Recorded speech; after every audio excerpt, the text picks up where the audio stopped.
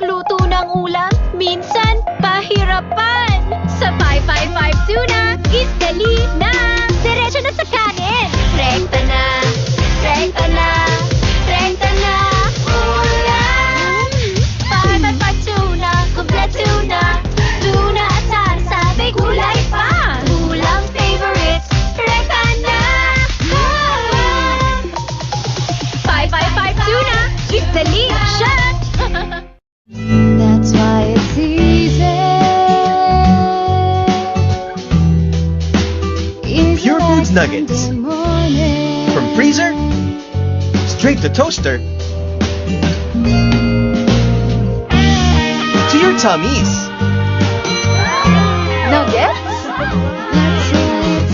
Crispy, juicy, easy. Pure Foods Nuggets. Eat so easy.